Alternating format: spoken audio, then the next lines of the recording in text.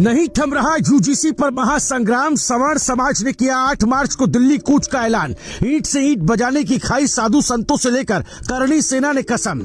हरिद्वार राजस्थान से लेकर दिल्ली बीजेपी सरकार के लिए बजी खतरे की घंटी। ब्राह्मणों की हुंकार ने हिलाई देश की सियासत। 8 मार्च को लेकर बड़ी टेंशन। सवर्ण समाज से लेकर करणी सेना समेत कई संगठन दिखाएंगे सरकार को आंख। यूजीसी बन गया बीजेपी के गले की फांस। आई बहुत बड़ी खबर निकलकर सामने।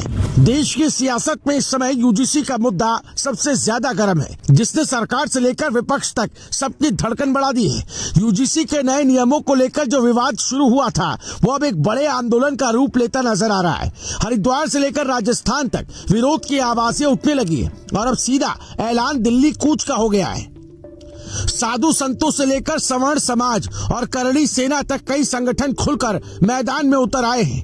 कहा जा रहा है कि 8 मार्च को दिल्ली के रामलीला मैदान में लाखों लोगों का जमावड़ा देखने को मिल सकता है। यही वजह है कि इस पूरे घटनाक्रम ने राजनीतिक हलकों में भी हलचल बढ़ा दी है और कई लोग इसे सरकार के लिए बड़ी चुनौती के तौर पर देख रहे हैं।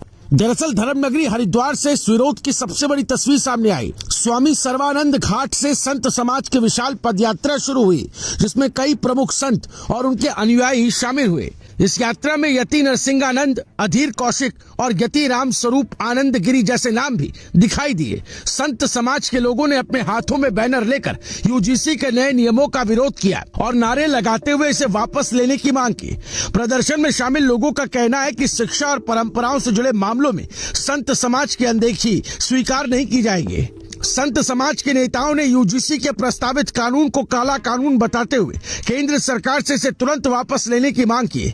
उनका कहना है कि ये नियम समाज के एक बड़े वर्ग के अधिकारों और भविष्य पर असर डाल सकता है। यात्रा के दौरान लगातार नारेबाजी होती रही और मंच से यह भी कहा गया कि अगर सरकार ने समय रहते फैसला नहीं लिया तो आंदोलन और तेज किया जाएगा। यही कारण है कि ये विरोध अब सिर्फ एक प्रदर्शन तक सीमित नहीं रहा, बल्कि इसे एक बड़े आंदोलन की शुरुआत माना जा रहा है। इस आंदोलन का अगला पड़ाव 8 मार्च को दिल्ली में होने वाला है। संत समाज और कई संगठनों ने ऐलान किया है कि उस दिन दिल्ली के रामलीला मैदान में विशाल शक्ति प्रदर्शन किया जाएगा।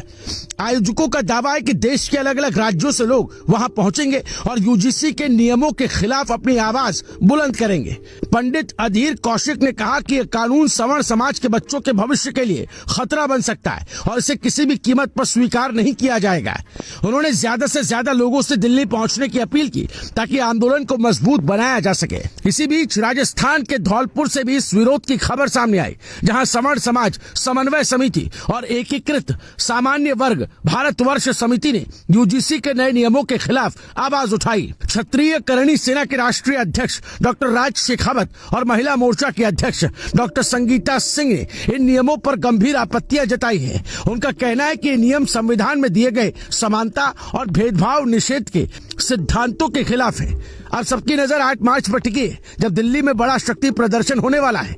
अगर बड़ी संख्या में लोग वहां पहुंचते हैं तो इसका असर राष्ट्रीय राजनीति पर भी पड़ सकता है। राजनीतिक विश्लेषकों का मानना है कि यूजीसी का ये विवाद आने वाले समय में और बड़ा रूप ले सकता है। फिलहाल इतना साफ है कि हरिद्वार से शुरू हुई ये चिंगारी अब देश की राजधानी तक पहुंचने वाली है और आने वाले दिनों में ये देखना दिलचस्प होगा कि सरकार इस चुनौती का सामना किस तरह करती है और क्या इस विवाद का कोई समाधान निकल पाता है। इस बारे में आपकी राय क्या है? आप इस मामले में कहां खड़े हैं?